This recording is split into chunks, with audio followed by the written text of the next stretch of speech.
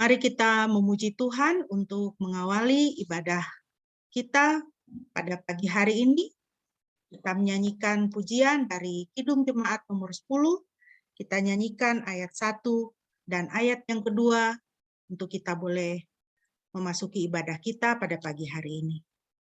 Pujilah Tuhan Sang Raja yang Maha Mulia, segenap hati dan jiwaku, pujilah Dia. Mari kita memuji Tuhan bersama-sama.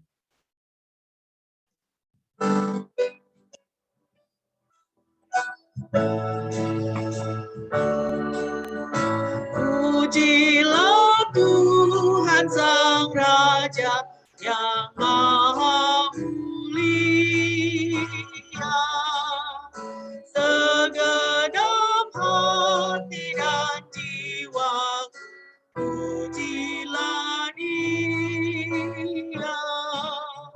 Datang bergaul, berilah musikmu bergaul, angkatlah puji-pujian.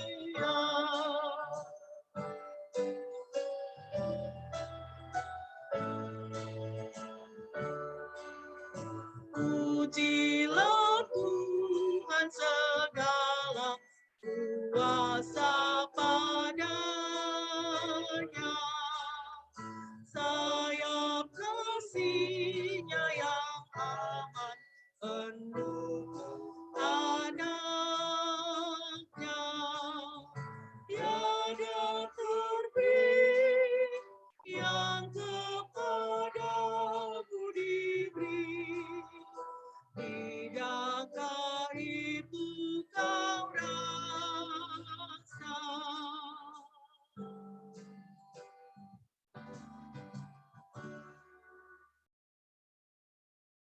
Mari Bapak Ibu yang dikasihi Tuhan, kita akan menghabiskan ibadah kita pada pagi hari ini.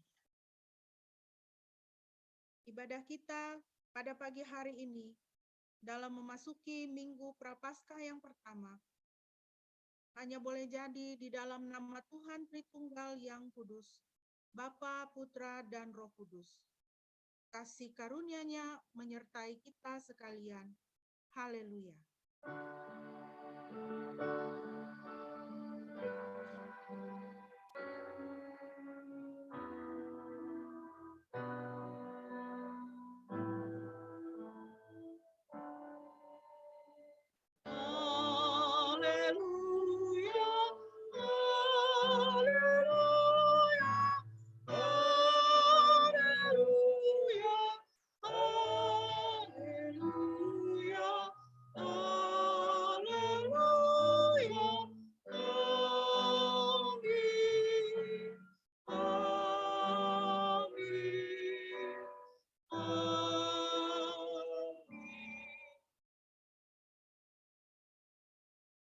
Firman Tuhan yang melandasi ibadah kita pada pagi hari ini terambil dari Ulangan pasal 26 ayat 18 sampai ayat 19. Dan Yahweh telah menyatakan kepadamu hari ini bahwa engkau adalah umat-Nya, suatu harta yang istimewa seperti yang telah Dia katakan kepadamu, dan engkau pun akan memelihara semua perintah-Nya. Dan Dia akan mengangkat engkau di atas segala bangsa yang telah Dia jadikan untuk kepujian, kehormatan, dan kemuliaan, sehingga engkau akan menjadi umat yang kudus bagi Yahweh Elohimmu, seperti yang telah Dia firmankan. Demikianlah firman Tuhan bagi kita. Biarlah kita boleh mengingat senantiasa janji Tuhan yang istimewa ini. Tuhan mengatakan bahwa kita adalah umat-Nya, suatu harta yang istimewa. Dia mengangkat kita di atas segala bangsa yang telah Dia jadikan untuk kepujian, kehormatan nama-Nya yang kudus. Kita adalah harta yang istimewa bagi Tuhan, sehingga Dia memberikan diri-Nya bagi kita untuk menderita dan mati di atas kayu salib. Biarlah kita senantiasa hidup memelihara semua perintah-Nya dan membalas cinta kasih Tuhan di dalam hidup kita. Mari kita kembali memuji Tuhan dari Kidung Jemaat 10 Kita nyanyikan bait yang ketiga dan yang keempat.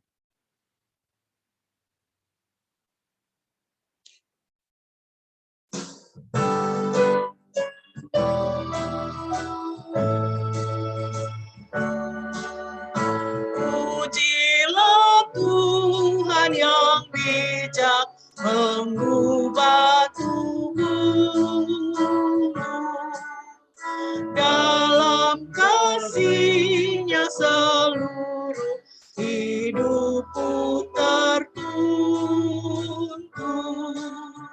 Hatiku tahu berulang kali Engkau oleh sayap-Nya terlindung.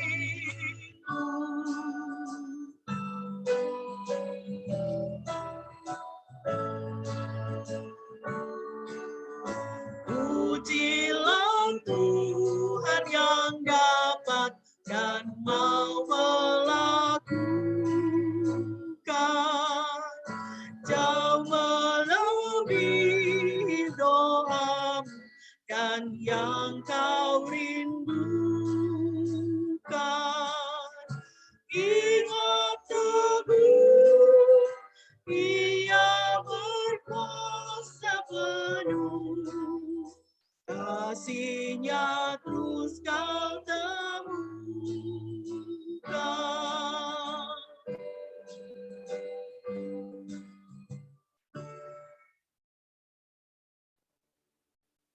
Pujian kita dari Mazmur akan kita baca Mazmur 91 ayat 9 sampai dengan ayat 16. Mazmur 91 ayat 9 sampai 16. Shine bisa membacakan untuk kita. Ayat 9 sampai ayat 16. Sebab Yahweh adalah perlindunganmu, yang maha tinggi telah kau jadikan tempat kediamanmu.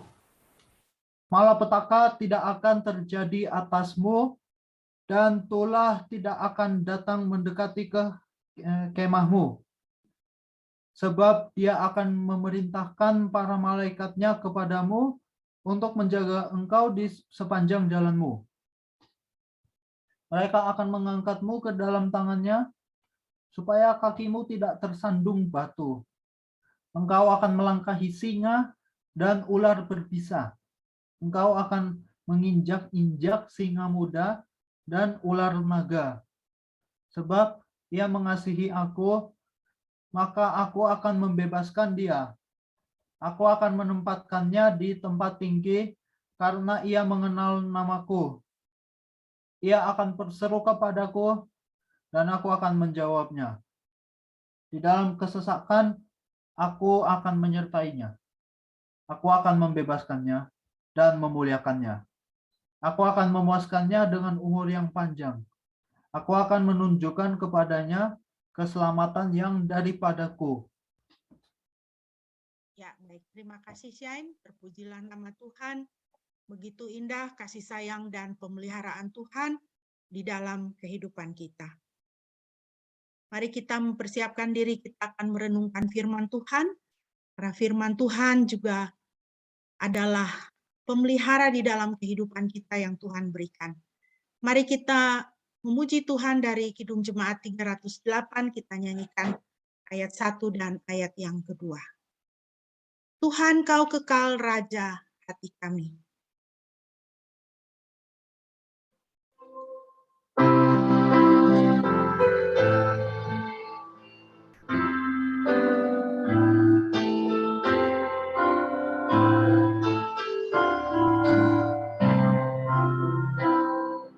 Tuhan, Kau kekal Raja hati kami.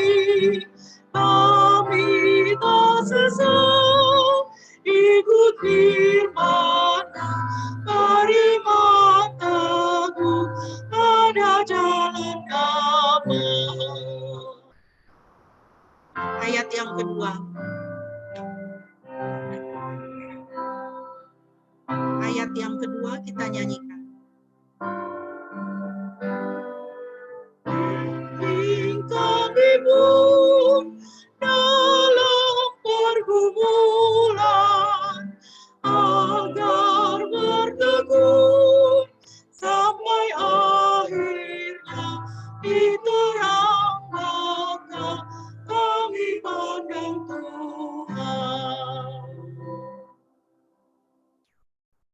doa dan pemberitaan firman Tuhan akan disampaikan oleh hambanya, kami persilakan.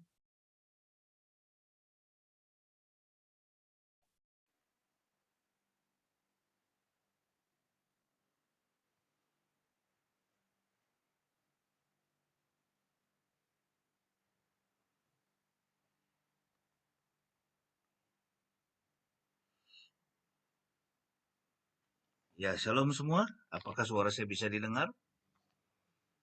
Saya, oke. Bisa, Pak. Baik, kita akan berdoa sebelum kita merenungkan firman Tuhan. Mari kita bersatu dalam doa.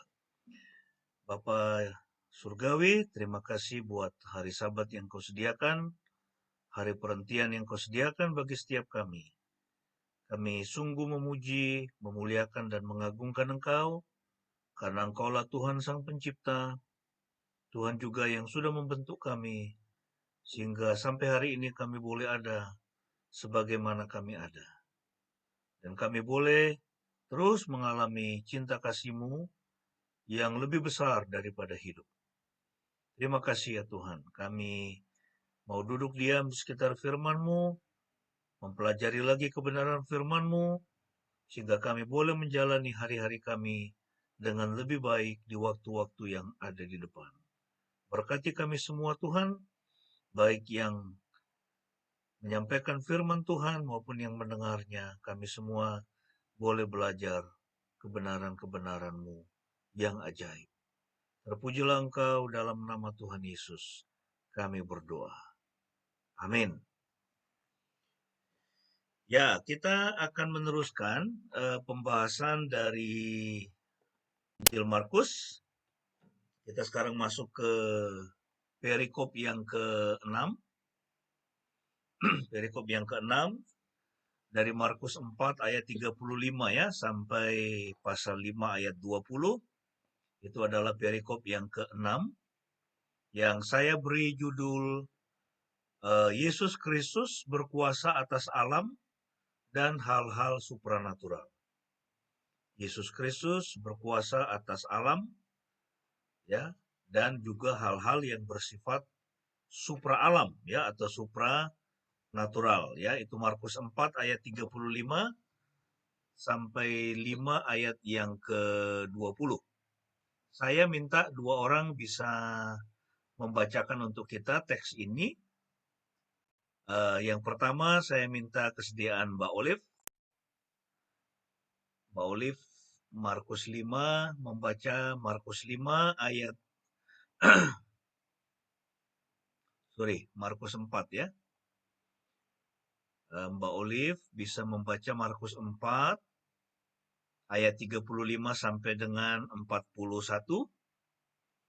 Kemudian nanti saya minta kesediaan untuk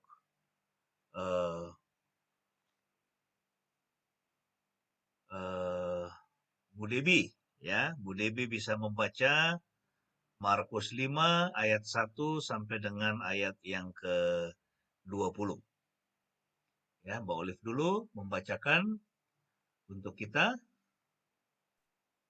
Markus pasal yang ke-4 ayat yang ke-35 sampai dengan ayat yang ke-41. Silakan.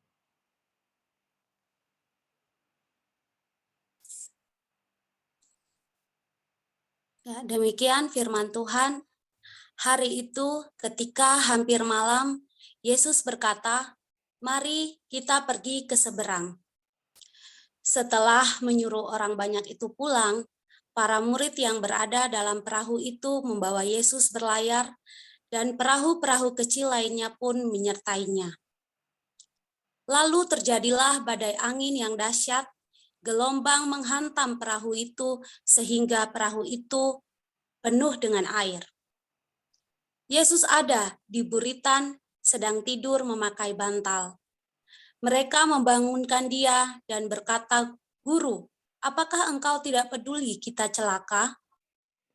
Dia pun bangun dan menghardik angin itu, katanya, "Diam, tenanglah." Maka angin itu menjadi reda dan sangat teduh. Lalu dia berkata, "Mengapa kamu takut? Mengapa Mengapa kamu tidak percaya?" Mereka sangat ketakutan dan berkata seorang kepada yang lain, "Siapakah orang ini sehingga angin dan danau pun taat kepadanya?" Terima kasih. Sekarang pasal 5 ayat 1 sampai 20 ya. Saya minta kesediaan Bu Debi bisa membacakannya untuk kita. Mereka tiba di seberang danau di wilayah orang Gadara. Setelah dia keluar dari perahu,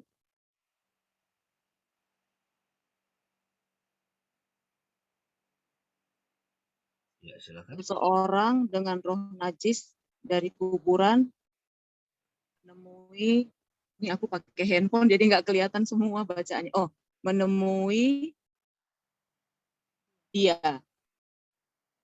Ia tinggal di kuburan dan tidak seorang pun dapat mengikatnya meskipun dengan rantai. Karena sekalipun ia sering diikat dengan belenggu dan rantai, namun ia memutuskan rantai dan menghancurkan belenggu itu, dan tidak seorang pun dapat menjinakkannya.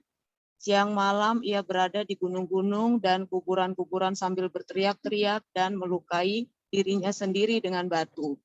Ketika melihat Yesus dari jauh, ia berlari dan sujud menyembahnya. Sambil berteriak keras katanya, "Ada apa antara aku dan dengan engkau, hai Yesus, Putra Elohim yang Maha Tinggi? Aku mohon demi Elohim, janganlah menyiksa aku." Karena sebelumnya Yesus berkata kepadanya, "Roh najis keluarlah dari orang ini." Yesus bertanya, "Siapakah namamu?"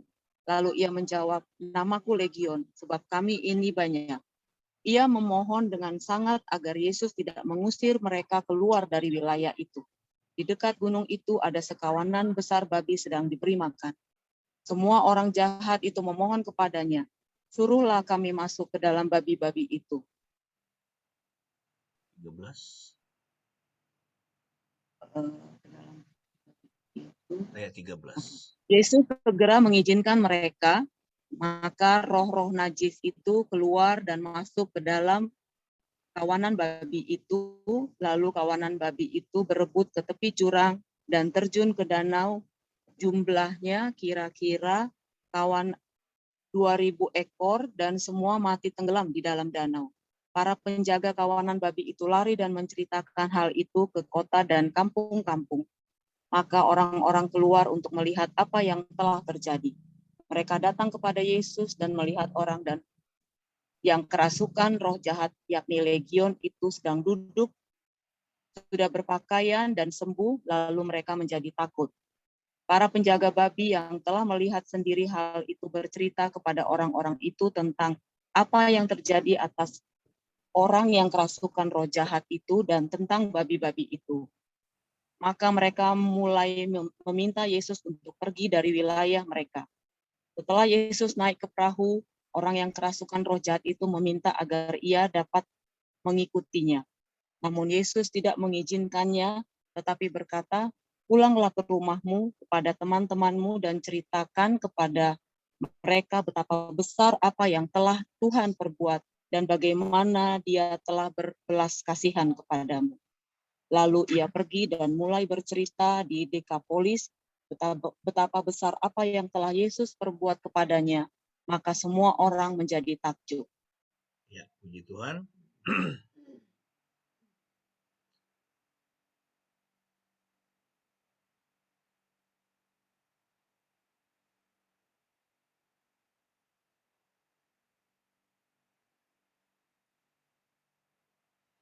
Ya, jadi ini adalah perikop yang ke-6 ya. Ini perikop yang ke-6. Dalam perikop yang ke-5 kita sudah membahas ya bahwa seorang murid harus menghasilkan buah ya. Tuhan menuntut untuk menghasilkan buah. Nah, dalam perikop yang ke-6 ini penulis Injil Markus ya dia bercerita tentang pentingnya murid itu untuk selalu berada bersama dengan Yesus. Ya, dalam pengertian selalu berpegang pada firman-Nya, ingat apa yang Dia katakan, ya, dan juga tinggal bersama dengan Yesus. Ya, tinggal bersama dengan Yesus dan Yesus harus ada di dalam hidup mereka. Ya, kalau tidak mereka akan mengalami ya seperti orang yang dirasuk oleh roh jahat ini.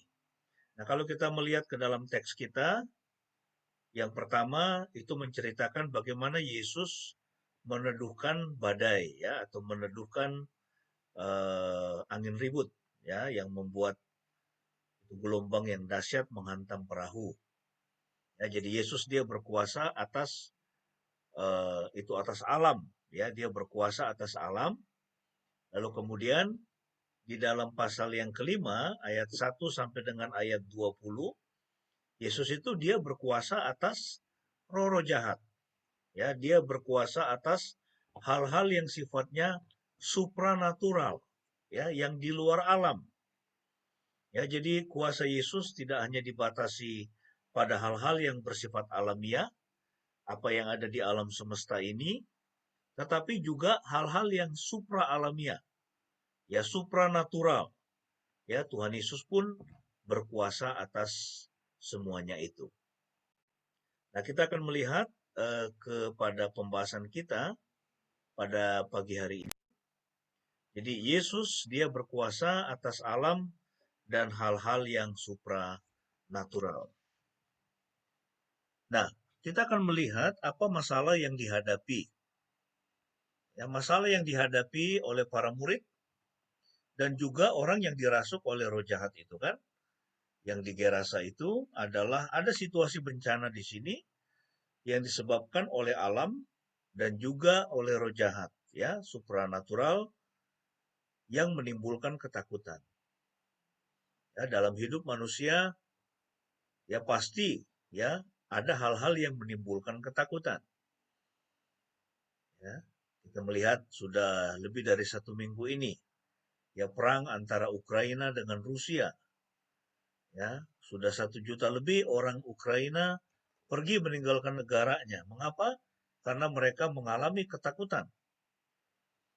Ya, tapi di saat yang sama juga kita melihat banyak orang tua dari tentara-tentara Rusia yang ketakutan oleh karena ada begitu banyak ya itu putra-putra mereka yang menjadi tentara Rusia yang ditawan, bahkan ada yang itu cukup banyak yang mati ya itu dalam medan perang. Nah, di dalam hidup kita mengalami banyak ketakutan-ketakutan dan itu juga yang dialami oleh para murid. Ya, itu juga yang dialami oleh orang-orang di Gerasa. Ya, mengapa? Karena mereka tidak berdaya menolong ya salah seorang penduduk di wilayah mereka itu yang dirasuk oleh roh jahat ya, dalam hal ini adalah legion. Ya, nah jadi ini adalah sebuah situasi bencana ya, situasi yang menimbulkan ketakutan. Ya, jadi ada ombak yang ganas ya, tadi sudah kita membaca bagaimana ombak itu sedemikian ganas sehingga para murid ya, mereka semua begitu ketakutan dan di dalam ketakutannya ya ada satu kalimat yang saya kira itu menarik ya untuk kita ingat ya. Di situ mereka kemudian membangunkan Yesus yang tertidur, lalu kemudian itu bertanya kepada Yesus, "Guru, Guru bangun, apakah engkau tidak peduli bahwa kita binasa atau kita ini akan binasa?" Ya, ini lucu sekali bukan? Bahwa mereka mengajukan pertanyaan itu kepada sosok yang adalah juru selamat dunia, penyelamat dunia. Ya, dan mereka bertanya kepadanya, "Guru, apakah engkau tidak peduli kalau kita ini binasa?" Ya, bagaimana mungkin? Ya, Yesus tidak peduli dengan keadaan mereka. Nah, tetapi ya seperti itulah ya, orang yang hidup di dalam ketakutan, ya biasanya mereka kemudian mengeluarkan kalimat-kalimat yang ngawur ya. Itu kalimat-kalimat yang tidak berdasar. Ya, oleh karena ketakutan itu sedemikian menguasai mereka. Ya, nah jadi ini adalah situasi yang menimbulkan ketakutan, juga tubuh yang dirasuk oleh roh jahat. Ya, saya tidak tahu apakah di antara Anda di sini pernah melihat orang yang kerasukan roh jahat. Tapi dalam pelayanan saya itu saya bertemu ya ketika ada orang yang dirasuk oleh roh jahat, dan saya melihat orang-orang di sekitar, itu mereka merasa ketakutan. Bahkan ada teman saya sendiri, ya, seorang hamba Tuhan, yang begitu ketakutan ketika melihat ada seseorang, ya, itu di jemaat kami di Bandung itu yang kerasukan, dan ya itu lucu sekali ya, dia itu sampai ketakutan begitu. Ya, padahal dia adalah hamba Tuhan yang seharusnya tahu bagaimana menolong orang yang dirasuk oleh roh jahat. Nah, jadi ini adalah situasi bencana yang ditimbulkan oleh alam, juga hal-hal yang sifatnya supranatural. Ya, dalam hal ini oleh roh jahat. Nah, sekarang mari kita merenungkan ya untuk relevansinya bagi kita, apakah ada situasi ketakutan yang sedang kita hadapi saat ini? Ya, apakah kita sedang mengalami situasi ketakutan? Ya, dan juga kita sedang mengalami kegagalan untuk mempercayai kuasa Yesus. Bahwa Yesus itu dia berkuasa atas alam dan hal-hal yang sifatnya supranatural. Ya. Mari kita jujur melihat itu kepada kehidupan kita. Pada saat ini, apakah kita mengalami yaitu situasi ketakutan? Hidup dalam kekhawatiran. Ya, mungkin khawatir tentang masa depan. Ya, mungkin khawatir dengan situasi yang terjadi dalam dunia saat ini, di mana pandemi ini belum selesai juga. Ya, mungkin kita situasi dengan, ini bagaimana dengan pekerjaan saya? Bagaimana dengan penghidupan saya? Ya, ini bagaimana dengan pembiayaan atas studi anak-anak saya? Apakah ada situasi ketakutan yang sedang kita hadapi?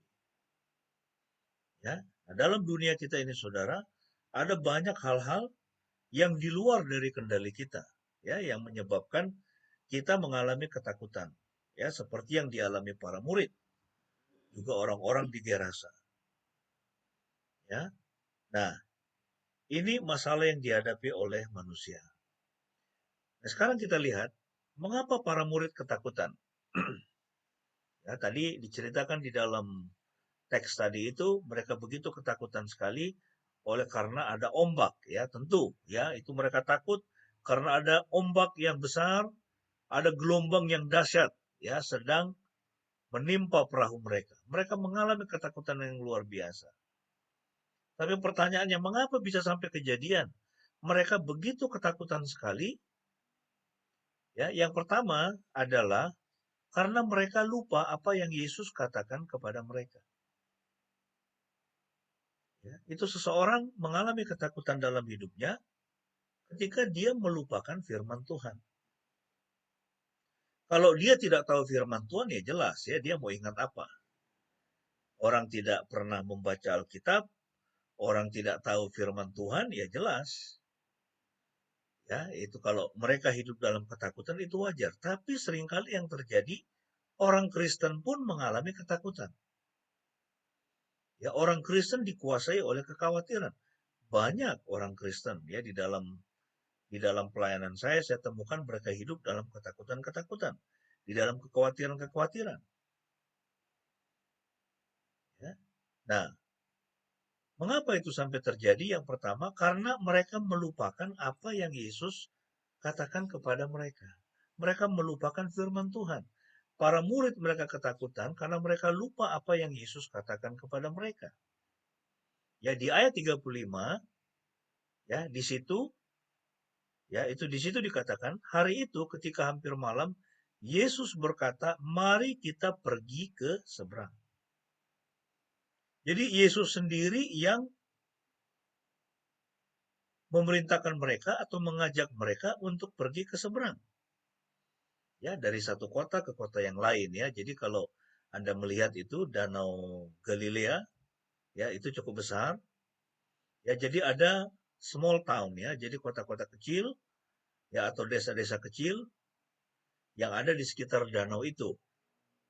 Yang akan lebih cepat untuk orang misalnya pergi dari satu tempat ke tempat yang lain itu dengan perahu, daripada mereka berjalan kaki atau mereka misalnya naik unta, ya, karena itu adalah wilayah yang apa itu banyak bukit-bukit seperti itu, jadi jaraknya lebih jauh sehingga lebih cepat untuk mereka naik perahu. Nah, Yesus sendiri yang berkata kepada mereka, mari kita pergi ke seberang. Nah, kalau Yesus sudah mengatakan seperti itu, ya, bahwa mereka akan pergi ke seberang, maka tidak ada satu kekuatan apapun yang bisa menghalangi mereka untuk sampai ke seberang. Ya, termasuk ombak yang sangat besar sekalipun. Ya, jadi mereka sangat ketakutan karena mereka melupakan bahwa Yesuslah yang mengajak mereka. Bahwa Yesuslah yang berkata kepada mereka, mari kita pergi ke seberang.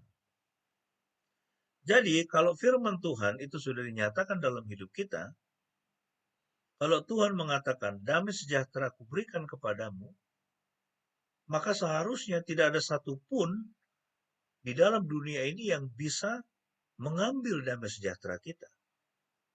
Karena Yesus mengatakan, damai sejahtera kuberikan kepadamu. Ya, Roh Kudusku kuberikan kepadamu. Damai sejahtera yang tidak seperti diberikan oleh dunia kepadamu, sudah kuberikan kepadamu, kata Yesus. Sehingga tidak ada satupun yang bisa merampas damai sejahtera itu dari dalam kehidupan kita. Ya, jadi kalau Yesus mengatakan, kalau firman Tuhan mengatakan bahwa Tuhan itu punya rencana yang indah, rancangan damai sejahtera katanya, yang Dia janjikan untuk kehidupan kita, dan kita sudah mendengar itu, kita tahu itu, kita tinggal perlu mengimani itu, bahwa itu pasti terjadi. Ya, Tuhan akan menjalankan rancangan damai sejahtera di dalam kehidupan kita. Nah, jadi ini yang pertama. Mengapa para murid mereka hidup dalam ketakutan, ya?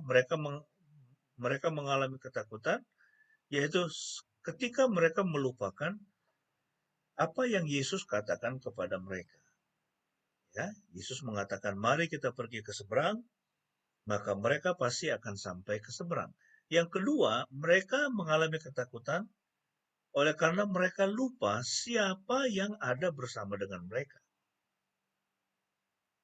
Ya, mereka melupakan bahwa saat itu, ketika gelombang itu datang, Yesus ada bersama dengan mereka. Dan karena Yesus adalah Tuhan, ya, Dia yang menciptakan segala sesuatu, maka ombak sebesar apapun tidak bisa menggoyahkan Dia.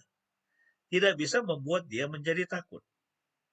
Tidak bisa membuat Dia terbangun dari tidurnya. Karena Dia adalah Tuhan. Ya, makanya kemudian setelah Dia bangun, Dia menghardik, ya, dikatakan Dia menghardik, Dia berbicara kepada alam, Dia berbicara kepada, ya, itu gelombang, juga berbicara kepada angin besar yang membuat gelombang itu muncul.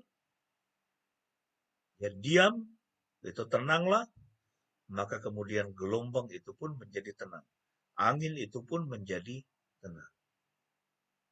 Nah, jadi ini alasan yang kedua. Mengapa para murid mereka mengalami ketakutan? Karena mereka melupakan siapa yang ada bersama dengan mereka pada saat itu. Ya, firman Tuhan mengatakan, aku akan menyertaimu. Yesus berkata, ya, itu pergilah jadikan semua bangsa menjadi muridku, baptis mereka, ajar mereka, dan ingatlah, ketahuilah aku akan bersama denganmu, aku akan menyertaimu sampai pada kesudahan zaman. Yesus berjanji bahwa Dia akan menyertai kehidupan para murid, kehidupan setiap Anda dan saya, sampai Dia datang kembali. Itu artinya apa? Dia ada bersama dengan kita. Dia tinggal bersama dengan kita. Waktu kita percaya kepada Yesus, mengundang Dia sebagai juru selamat kita, Roh Kudusnya diberikan, dan Roh Kudus itu tinggal di dalam diri kita. Jadi Tuhan ada di dalam diri kita sehingga seharusnya tidak ada sesuatu pun yang bisa membuat kita merasa takut. Ya, merasa takut. Nah, kita ingat itu peristiwa ketika orang Israel itu kan, mereka dikejar pasukan Firaun.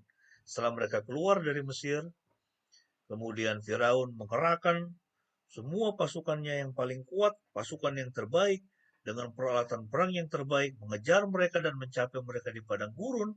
Dan Alkitab mengatakan orang Israel, mereka begitu ketakutan, mereka teriak-teriak, mereka menyalahkan Musa, mereka berpikir bahwa mereka akan mati. Ya. Nah, tetapi kita bisa melihat di situ. Mengapa mereka mengalami seperti itu? Oleh karena mereka melupakan apa yang Tuhan itu sudah katakan. Tuhan sendiri yang memimpin mereka keluar dari Mesir. Dan pada waktu itu, mereka masih bisa melihat ya, tiang Tuhan bersama dengan mereka. Ada tiang awan pada waktu siang, tiang api pada waktu malam. Ya, itu artinya apa? Kehadiran Tuhan itu sebetulnya begitu nyata sekali di tengah-tengah mereka, tetapi mereka tetap ketakutan. Kenapa? Karena mereka melupakan itu. Ya, mereka lupa siapa yang ada bersama dengan mereka. Jadi sama juga dengan kita. Sekali kita melupakan bahwa Tuhan ada bersama dengan kita, maka kita akan selalu hidup di dalam ketakutan, hidup di dalam kekhawatiran. Ya, ini yang dialami oleh para murid. Nah, sekarang solusinya apa? Jadi masalahnya adalah ada ketakutan-ketakutan ya, dan dalam dunia ini selalu ya apapun itu dalam berbagai bentuknya. Ya, itu takut untuk membiayai anak-anak kita mungkin studinya. Ya, itu takut dengan bencana alam.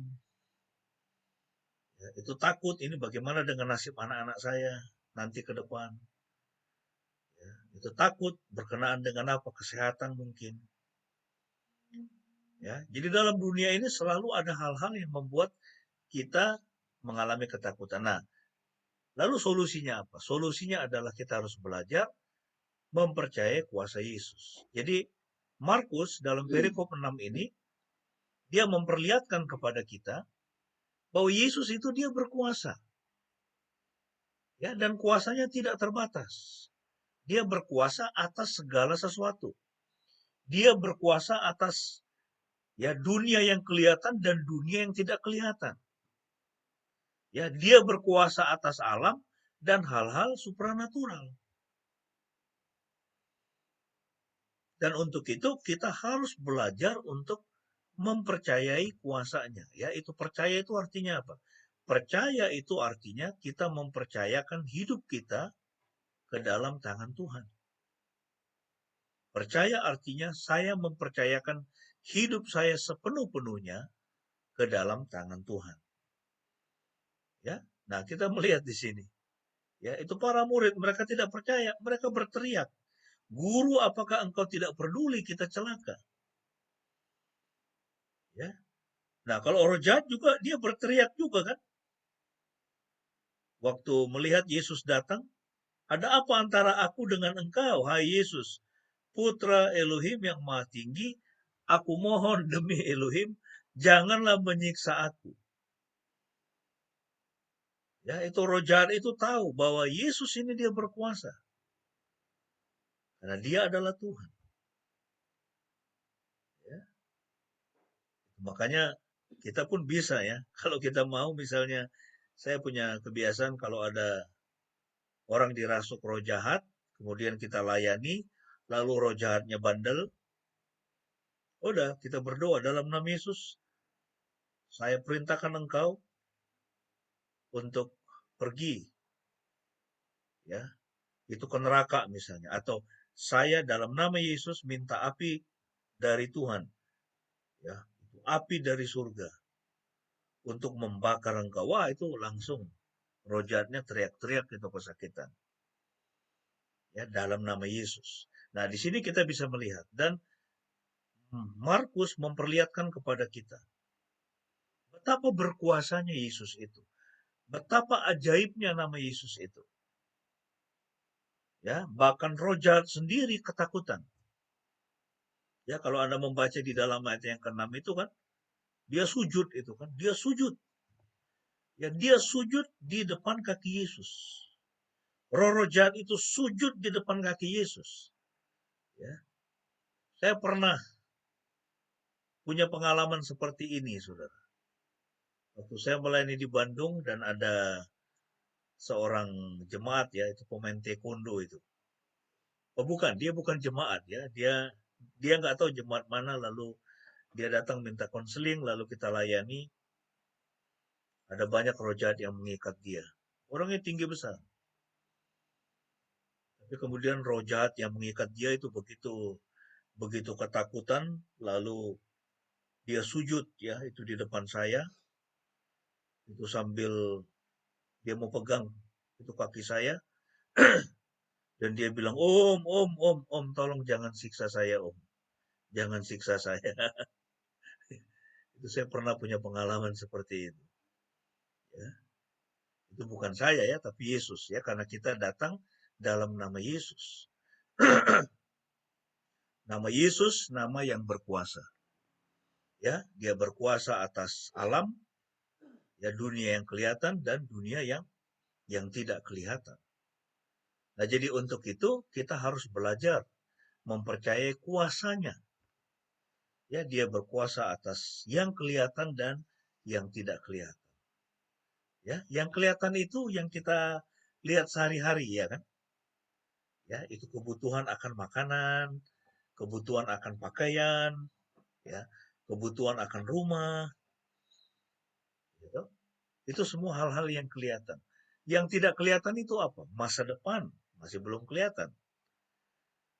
Ya, itu hari esok nggak bisa kita lihat. Ya, itu masa depan anak-anak kita. Kita tidak bisa lihat dengan mata fisik kita. Ya, kemudian itu alam supranatural kita nggak bisa lihat. Ya, tapi kita percaya itu ada dan itu ada di dalam kendali Kristus. Ya, nah jadi inilah hal yang penting untuk kita ingat. Ya, kita harus belajar mempercayai kuasa Yesus atas alam dan hal-hal supranatural. Nah, sekarang pertanyaannya, mengapa seseorang bisa sampai dirasuk oleh roh jahat? Ya, ini seperti orang ini. Ya, orang di Gerasa ini. Dia tidak tahu, kan? Ya, dia tidak tahu dia dirasuk oleh roh jahat. Tapi roh jahat itu merasuk dia dan mengendalikan dia sepenuhnya. Ya, bukan hanya rohnya diikat oleh roh jahat, dikuasai roh jahat, tapi juga jiwanya. Ya, jiwanya, yaitu pikirannya, perasaannya, keinginannya, sehingga dia tidak tahu. Kalau dia suka melukai dirinya, dia tidak tahu.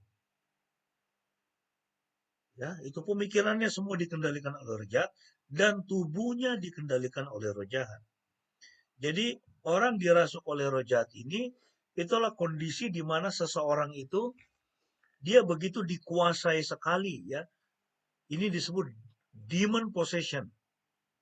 Nah, yang namanya demon possession ini dirasuk oleh roh jahat ini, saudara.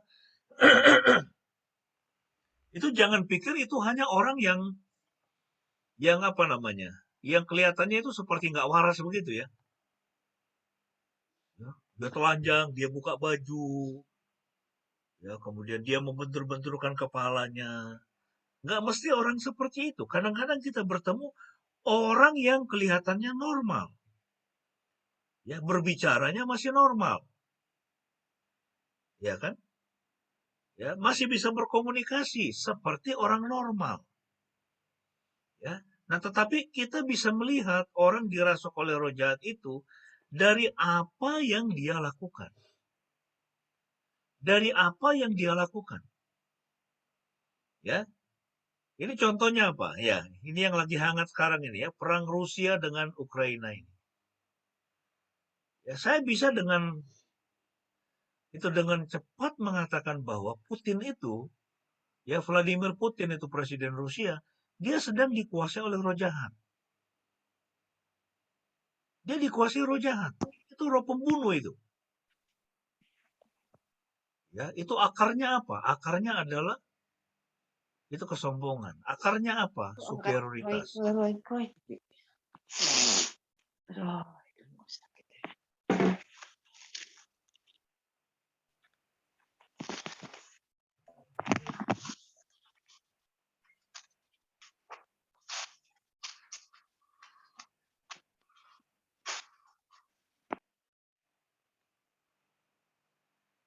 Saya teruskan ya. Nah, jadi akarnya itu apa? Akarnya adalah merasa superior. Tapi di sisi yang lain juga itu merasa, itu khawatir ya. Itu dia takut kan. Ukraina itu kemudian itu bergabung dengan NATO, kemudian mereka menjadi rentan. Ya, misalnya NATO taruh senjata nuklir misalnya di Ukraina. Tapi kalau dipikir-pikir, siapa sih yang berani menyerang Rusia? Dia punya senjata nuklir paling banyak di dunia. Siapa mau nyerang dia? Iya kan? Nah, tetapi ada apa namanya? Itu keinginan untuk berkuasa. Ada keinginan untuk memegahkan diri. Ya, itu yang kita lihat, saudara. Nah, jadi seseorang itu bisa kita lihat dari tindakannya.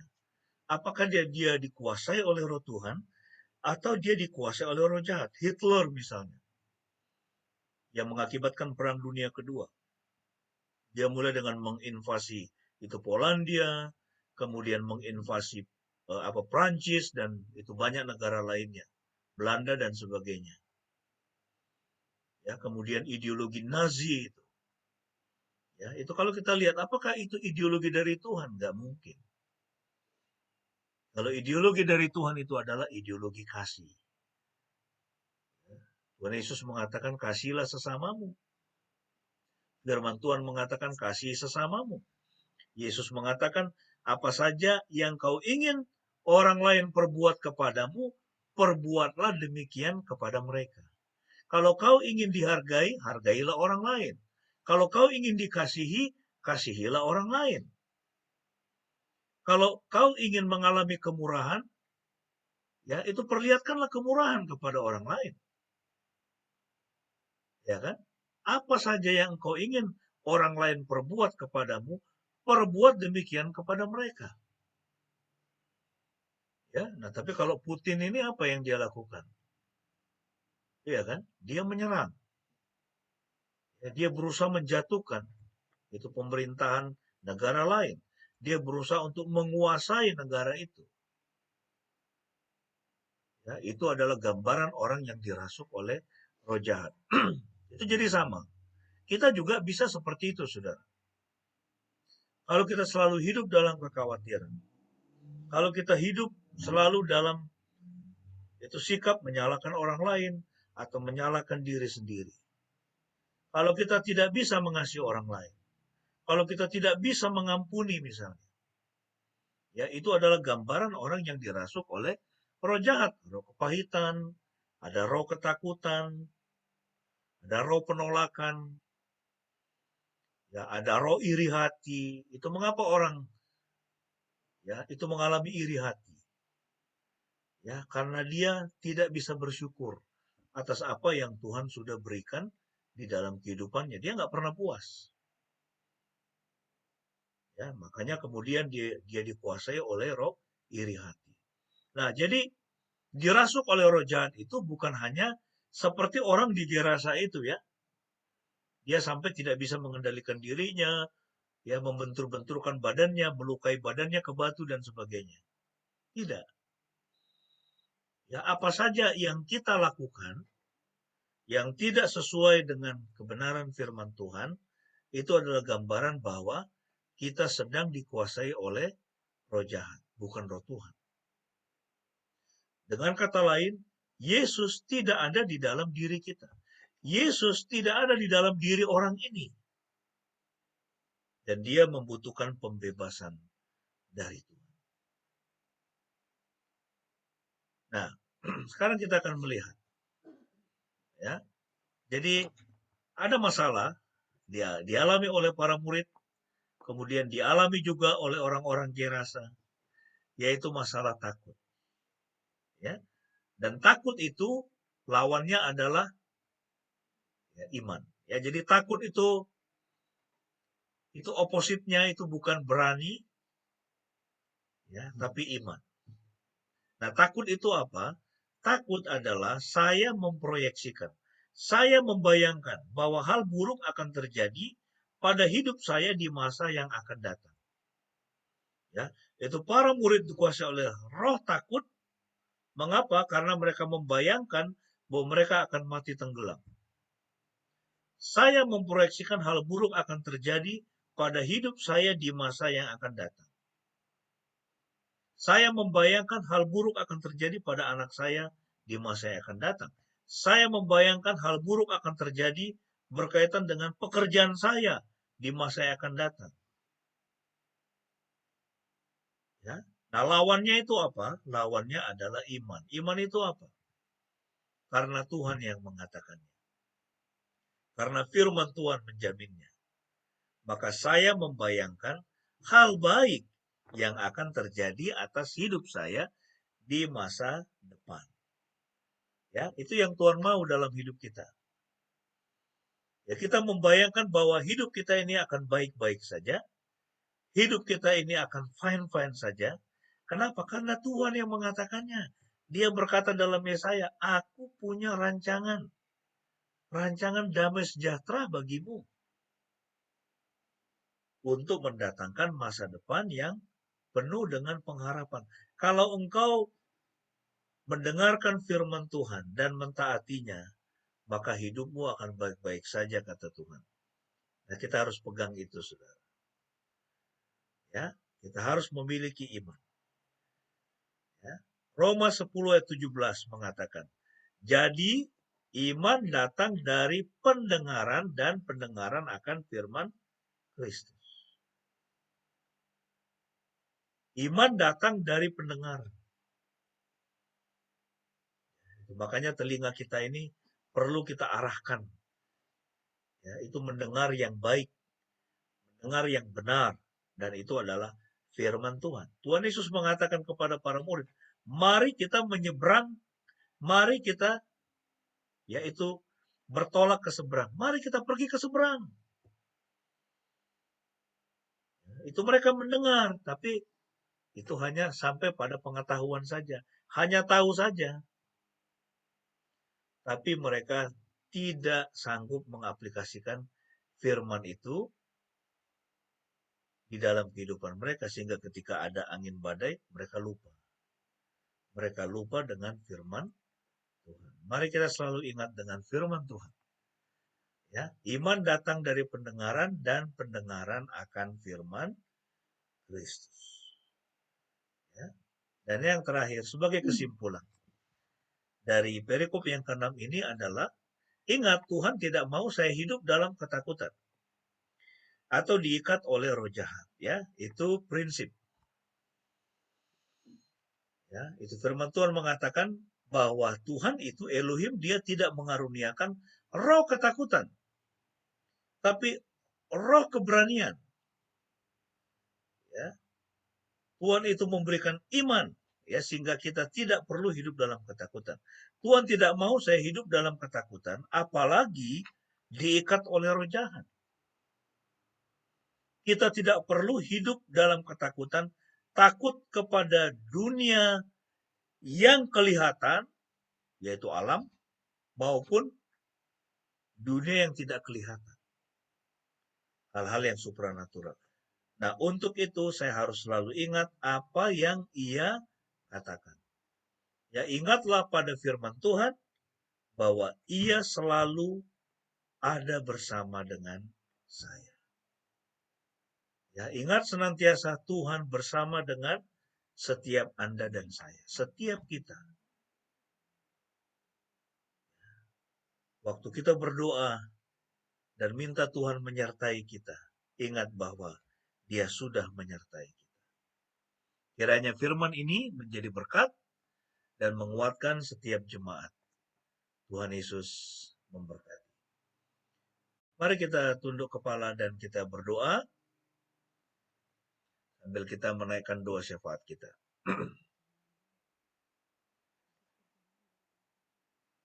Oke. Mari kita berdoa.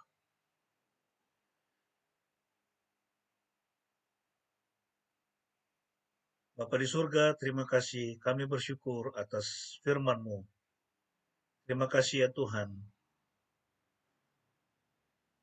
Kami boleh belajar dari Injil Markus yang kembali mengingatkan kami bahwa Tuhan Yesus berkuasa atas dunia yang kelihatan maupun dunia yang tidak kelihatan. Tuhan Yesus, Engkau berkuasa atas alam, juga atas hal-hal yang supra-alamiah. Untuk itu Tuhan, kami tidak perlu takut terhadap apapun. Apakah itu angin badai, apakah itu ombak yang tinggi, apakah itu gempa bumi, apakah itu bencana kelaparan, atau apapun Tuhan. Oleh karena Engkau menjamin hidup kami. Engkau memelihara hidup kami dan Engkau yang berkata, siapakah yang karena ketakutannya dapat menambah sehasta saja pada jalan hidupnya. Dan Engkau juga yang berfirman, mengapa kami harus khawatir tentang hari esok? Karena hari esok memiliki kesusahannya sendiri. Tapi Engkau juga yang mengingatkan kami untuk mencari kerajaan Elohim dan kebenarannya. Maka semua akan ditambahkan kepada setiap kami.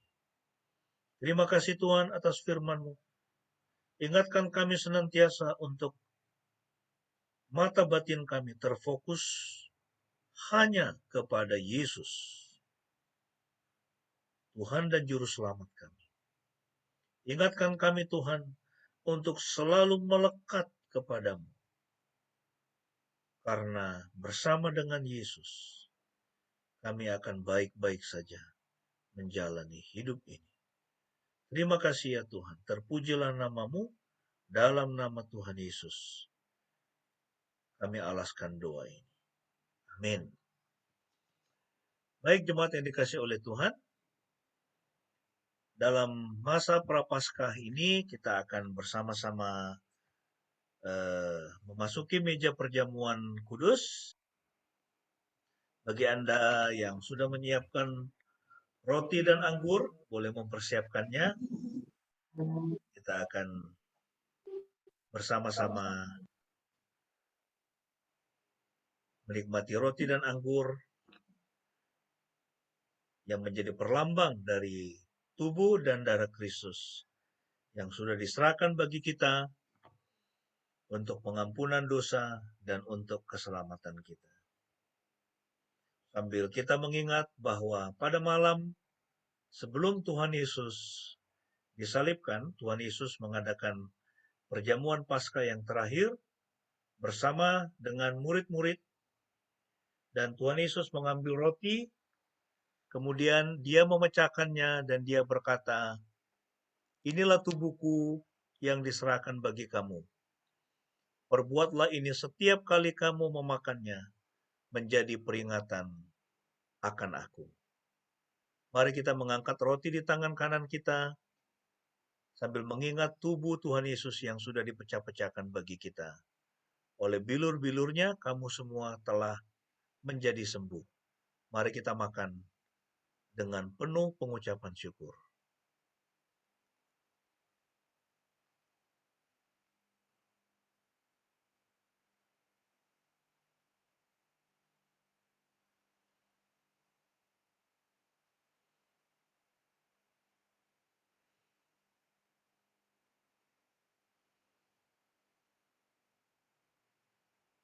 Dan setelah makan roti, kemudian Tuhan Yesus mengambil cawan yang berisi anggur, dan dia berkata, inilah darahku, darah perjanjian yang ditumpahkan bagi kamu untuk pengampunan dosa. Perbuatlah ini setiap kali kamu meminumnya, menjadi peringatan akan aku. Mari kita mengangkat cawan yang berisi anggur, sambil mengingat darah Tuhan Yesus yang sudah dicurahkan untuk menghapus semua dosa-dosa kita. Minumlah dengan penuh pengucapan syukur.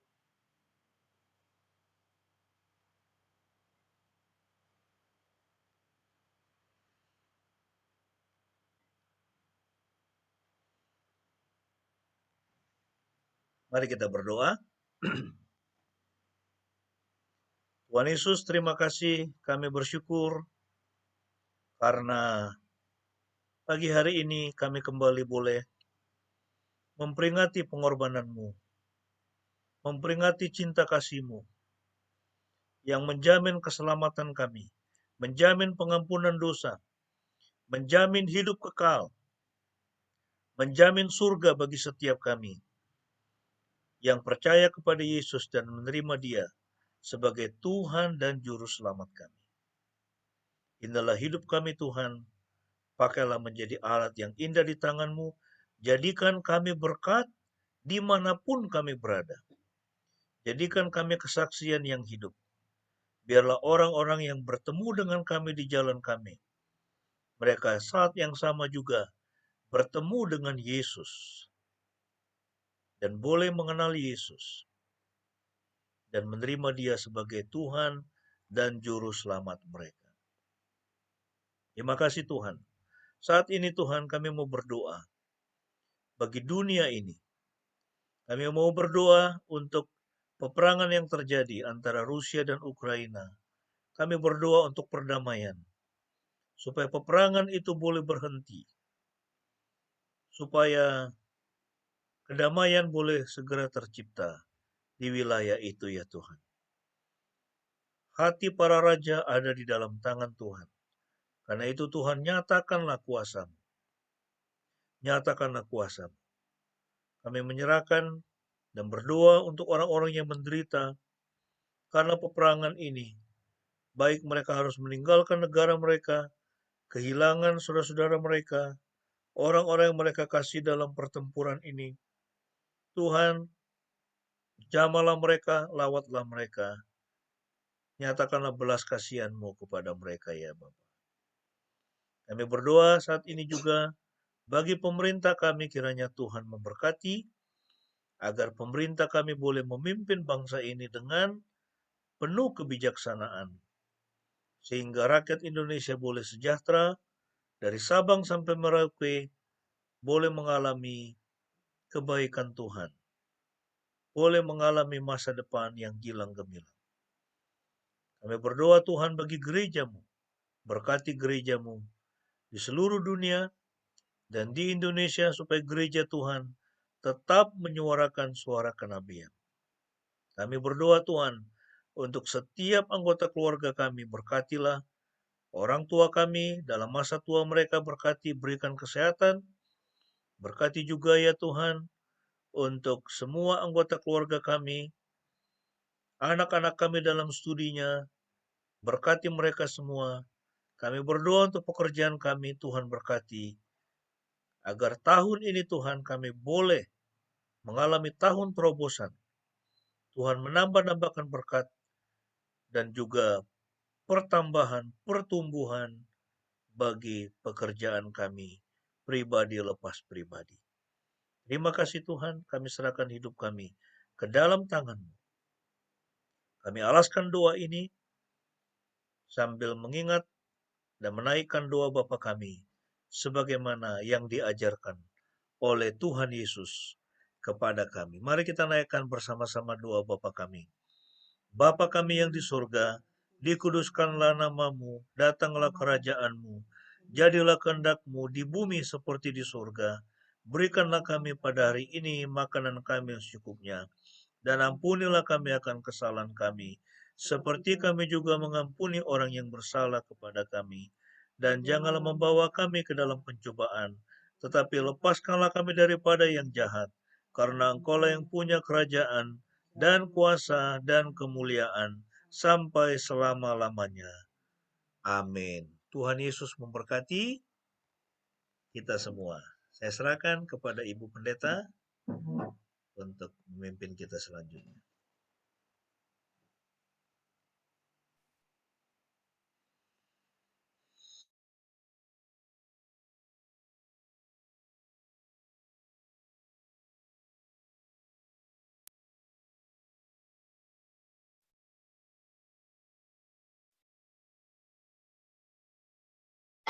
Bapak Ibu, mari kita bersama-sama mengucapkan pengakuan iman kita di hadapan Tuhan dan sesama, marilah kita berkata demikian.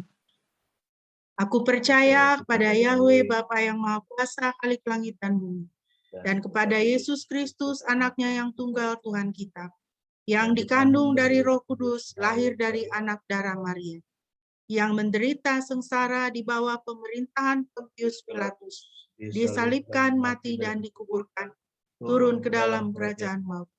Pada hari yang ketiga bangkit pula dari antara orang mati, naik ke surga, duduk di sebelah kanan Yahweh, Bapa yang Maha Kuasa, dan akan datang dari sana untuk menghakimi orang yang hidup dan yang mati. Aku percaya kepada Roh Kudus, gereja yang kudus dan am, persekutuan orang kudus, pengampunan dosa, kebangkitan orang mati, dan hidup yang kekal. Amin.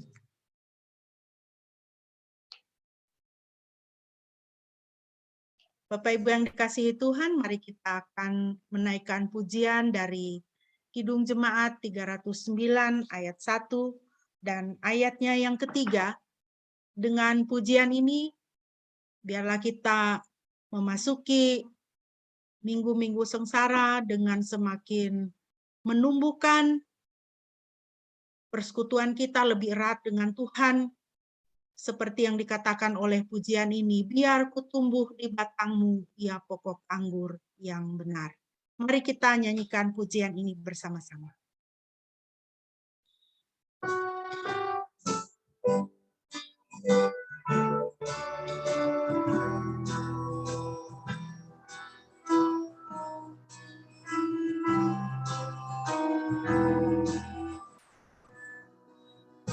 Biar ku tumbuh di batangmu, ya pokok anggur yang benar, supaya kau hidupkan aku menjadi ranting yang segar. Jika Engkau memberi berkat, aku berbuah yang lebat.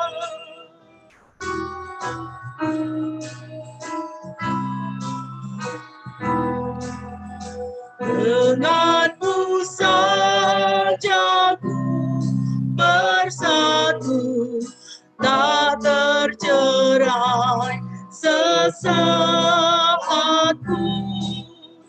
Kasih-Mu penuh di jalanku, ku hidup oleh hidupku.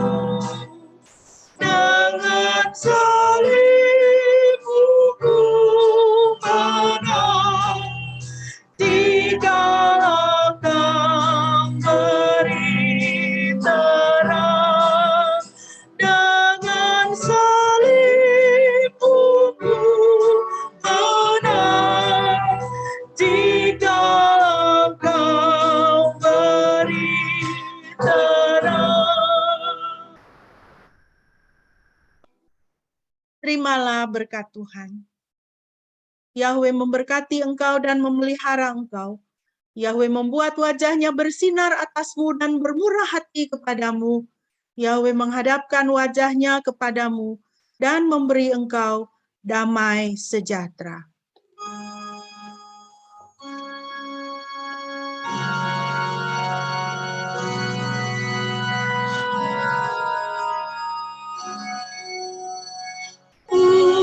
Pujilah Khalik semesta, sumber segala dunia,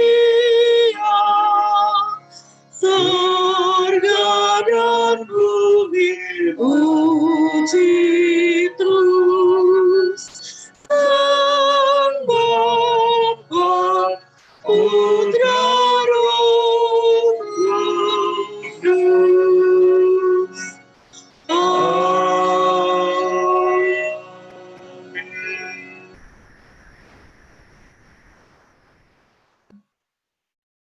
Mari kita bersaat teduh.